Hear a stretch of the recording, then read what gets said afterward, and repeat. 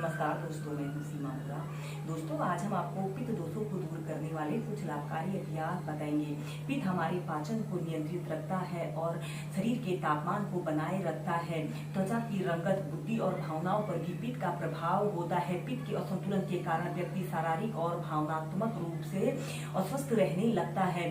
दोस्तों, पित्त दोषों के असंतुलन होने के अनेकों लक्षण होते हैं, जैसे इसमें व्यक्ति को अधिक भूख प्यास का लगना और बालों का झड़ना, बालों का असमयी सफेद होना और सिर में दर्द यानी और माइग्रेन जैसी समस्या उत्पन्न हो जाती है। हार्मोनल असंतुलन का होना और अत्यधिक गर्मी का लगना और मुंह से बदबू का आना, गले में खराश और निद्रा, जी मचलना जैसे अनेकों लक्षण दिखाई देते हैं।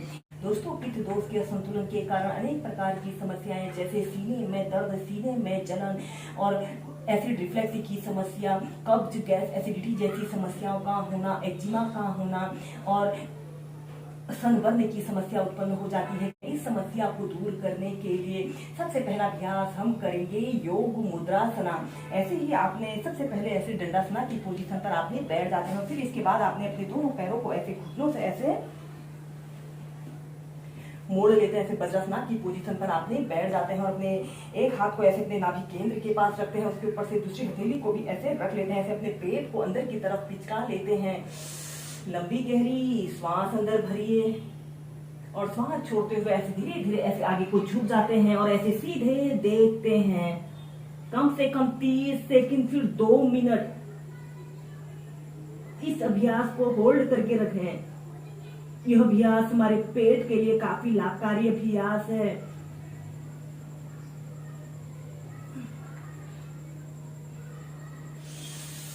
श्वास अंदर भरते हुए सीधे ऐसे ही इस अभ्यास को 2 से 3 बार कीजिए। इसके बाद इसकी नेक्स्ट वेरिएशन को करने के लिए आपने अपने दोनों हाथों को ऐसे अपने पीठ के पीछे से ऐसे इंटरलॉक कर लेते हैं और फिर श्वास छोड़ते हुए ऐसे धीरे धीरे ऐसे आगे को झुक जाते हैं। अपने माथे को ऐसे जमीन पर स्पर्श करा लेते हैं। दोनों हाथों को ऊपर को ऐसे उठा लेते हैं।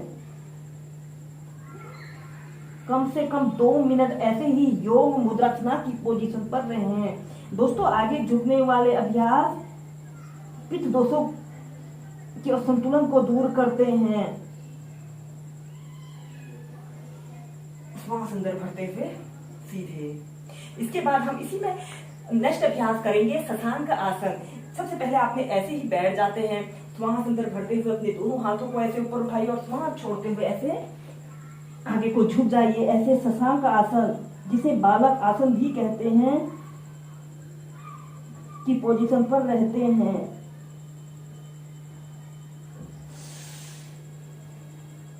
फिर सीधे।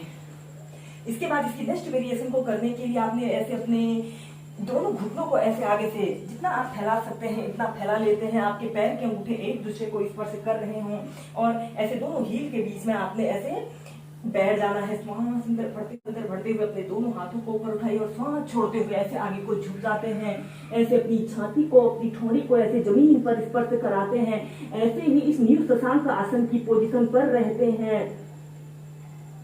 यह अभ्यास को करने से हमारा शरीर काम खुली और रिलैक्स स्टेज में आता है।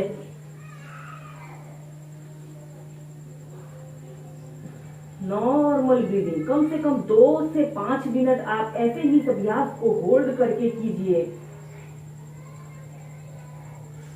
और फिर इसके बाद आपने ऐसे अपने दोनों घुटनों को ऐसे आपस में मिला लेते हैं। अब हम करेंगे पश्चिमोत्तानासना। ऐसे ही आपने बैठ जाते हैं और अपने दोनों हाथों को श्वास अंदर भरते हुए ऐसे ऊपर उठाइए और श्वास छोड़ते हुए ऐसे आगे को झुक जाइए। अपने दोनों हाथों को ऐसे अपने तलवों के नीचे से लगा लेते हैं और अपने सिर को ऐसे अपने घुटनों पर लगाने की कोशिश कीजिए। कुछ देर रोकें। श्वास अंदर भरते हुए सीधे और श्वास छोड़ते हुए आगे। ऐसे ही इसे कम से कम 8 से 10 बार कीजिए। इस स्थिति में ध्यान दें आपके दोनों पैर बिल्कुल सीधे, पंजे आगे की तरफ तने हुए हों।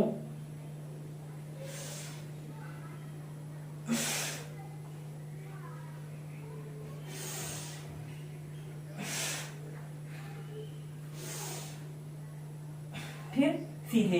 दोस्तों, यह अभ्यास हमारे पेट के लिए, हमारे पीठ के लिए और हमारे इंटरनल ऑर्गन्स को मजबूती प्रदान करता है। इसके बाद हम इसी में नेक्स्ट अभ्यास करेंगे अर्ध नौकासना। ऐसे ही आपने दंडासना की पोजीशन पर ऐसे बैठ जाते हैं, कमर गर्दन आपने अपनी बिल्कुल सीधी रखते हैं और फिर आपने अपने दोनों पैरों को ऐसे घुटनों से ऐसे मोड़ लेते हैं और अपने दोनों हाथों को ऐसे अपने घुटनों के पीछे से ऐसे रख लेते हैं और फिर श्वास अंदर भरते हुए ऐसे अपने दोनों पैरों को सीधा करते हैं। ऐसे अर्ध नौकासना की पोजीशन पर आते हैं। इस स्थिति में ध्यान रहे आपकी कमर गर्दन बिल्कुल सीधी रहे। आपने अपने शरीर का समस्त भार आपने अपने हिप्स पर रखना होता है। कम से कम 30 सेकंड से लेकर 2 मिनट ऐसे ही इस अभ्यास को करें और फिर नीचे। इस समस्या को दूर करने के लिए अब हम नेक्स्ट अभ्यास करेंगे उत्तान शिशोसना।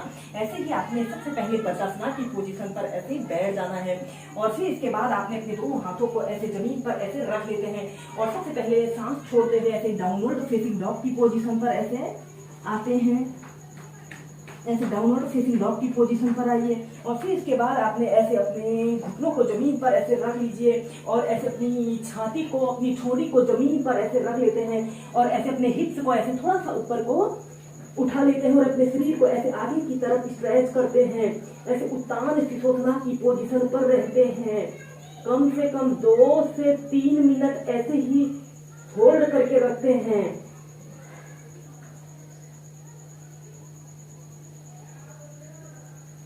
Normal breathing.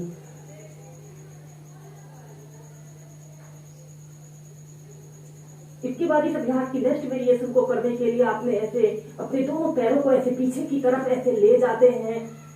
ऐसे पंजों के बल ऐसे अपने पैरों को कर लेते हैं और ऐसे सीधे आगे की तरफ देखते हैं। यह अभ्यास हमारे संपूर्ण शरीर को स्ट्रेच कर रहा है। नॉर्मल ब्रीदिंग और ऐसे अपने घुटनों को जमीन पर ऐसे रख लेते हैं और फिर इसके बाद आपने ऐसे चाइल्ड पोज में रिलैक्स करना है। दोस्तों, पित्त दोषों को संतुलित अवस्था में लाने के लिए अब हम करेंगे चंद्रभेदी प्राणायाम। चंद्रभेदी प्राणायाम शीतली और शीतकारी प्राणायाम ठंडक प्रदान करने वाले प्राणायाम होते हैं। ये चंद्रभेदी प्राणायाम को करने के लिए ऐसे ही आपने किसी भी आरामदायक आसन पर ऐसे कमर गर्दन बिल्कुल सीधी करते हुए ऐसे बैठ जाते हैं और फिर इसके बाद आपने अपने राइट नॉस्ट्रिल को ऐसे बंद कर लेफ्ट से श्वास को अंदर भरते हैं और फिर आपने राइट से श्वास को बाहर छोड़ देना होता है। लेफ्ट से श्वास को अंदर भरें